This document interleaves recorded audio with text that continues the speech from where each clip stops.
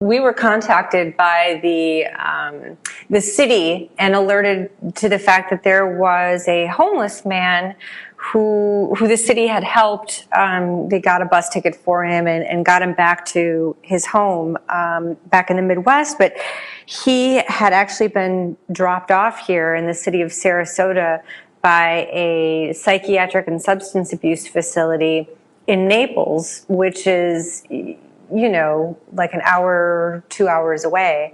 They drove him up here against his will and dumped him off in front of the Salvation Army homeless shelter, which subsequently couldn't take him because he was a registered sex offender.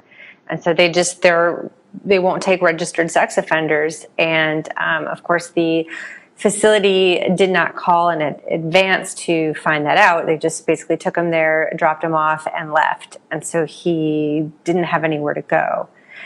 We called the facility numerous times to try to get their side of things, and they just refused to speak with us. But they did end up speaking to one of the police officers here in Sarasota and admitted having done it. And we got a copy of that police report, but they wouldn't talk to me. The state did investigate and was in the facility for 2 days, interviewed a bunch of employees and patients, looked at records, and determined apparently that no violation had taken place. We really weren't able to determine why they had come to that conclusion. But apparently they said everything was conducted according to law, strangely enough.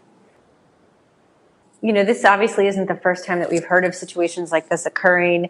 I think, one of the first cases was California, or at least one of the first cases to have been made,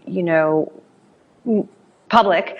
I think wasn't there a hospital in California that had been dumping homeless patients just sort of on the streets until they had been caught? So I know this type of thing happens all over the country. It's just so strange when you actually catch them doing it. And that's why I was personally surprised that the state found no evidence to support it. Especially since the gentleman who we interviewed was consistent in his interview with us as he was with Sarasota Police Department and with city officials as well, who also had spoken with him. And we had interviewed the director of another program for at-risk people there in the Naples area where this facility was based, who said, I used to work there, but I left after, new management took over, and the management wasn't really by the books, and basically, yes, that they were doing unethical things. And so with that supporting evidence as well, I just don't know why the state found nothing. Well, as far as I know, the cities of Naples and Sarasota get along very well. But, there's quite a bit of distance between the two. And certainly Fort Myers is a big city that sits in between them. But yeah, I don't think this has strained the relationship between the cities at all.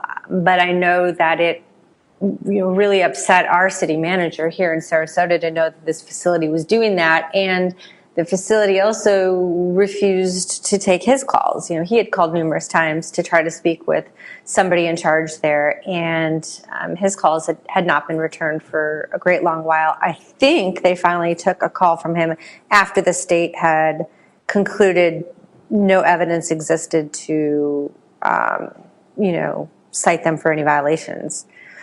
But it was a really strange situation and raised a red flag for everybody here to be more on alert for this type of thing happening.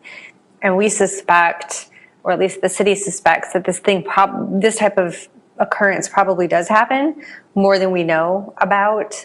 It's just that this gentleman actually spoke out about what had happened to him. It's been one of the arguments all along in the whole debate over how we should address the homeless situation here is that, there are certainly some people who feel like the more we offer, the more it will attract homeless people either on their own or in cases like this where you've got other facilities just thinking, well, Sarasota does a good job, let's just dump them up there. So, you know, and certainly I'm sure a lot of other communities are struggling with the same types of questions. You know, the more social services you provide, the more people that you attract because of those social services. I don't think it's a strong enough argument at this point to deter anybody in the community from trying to help this population. And I know that people in the community are still interested in doing more than what we're currently doing, but certainly that's always been an argument among some. Well, I think that's kind of stupid that they would do that, but unfortunately that's where our country's headed these days. You know, take a look at the election now. If Trump gets in and things like that, healthcare is going to go down the tubes too. So we're going to start seeing more unethical things happen if Trump gets in. So, which I hope Trump doesn't get in. Hello, Emily. This is Lyndon from Austin, Texas. Wanted to talk to you about this a little bit. This is just one of those situations that, we look in on it as a, quote, polite society and say, what a horrible thing to have happen. But it's really a symptom of a problem. And, of course, we all know what the problem is. The problem is that how we as a community, a large community, the United States, or as far as that goes, Western Europe, the whole Western society notion about the way we deal with mental illness. We're looking at an individual whose obvious behaviors are not that of a person that you and I would call someone that we can understand, someone that we can empathize with. This is an individual who has made some very bad choices. Many of those choices have been because that they really don't have control over that. They don't have the ability to make those sane, rational decisions that you and I make. Wouldn't you agree?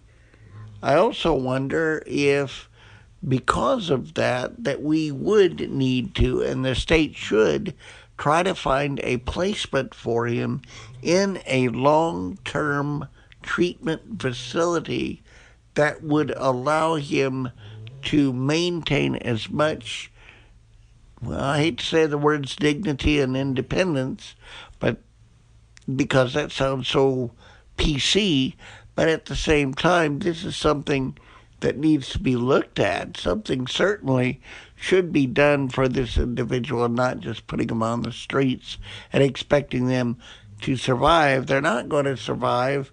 They're probably going to recommit, and they're going to find their ways into the drug scene and into some other things, again, just in a different community. And I tell you, the truth is, this is probably an individual that's destined to be found DOA somewhere.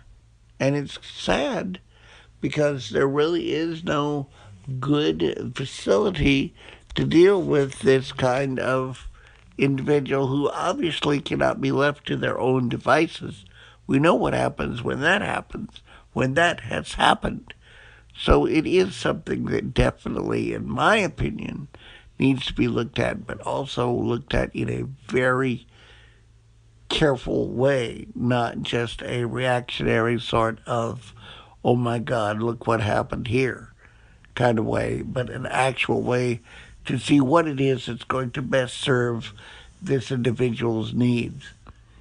And his best needs are served not by being left on the streets to fend for himself, because obviously that has resulted in some horrible sort of events.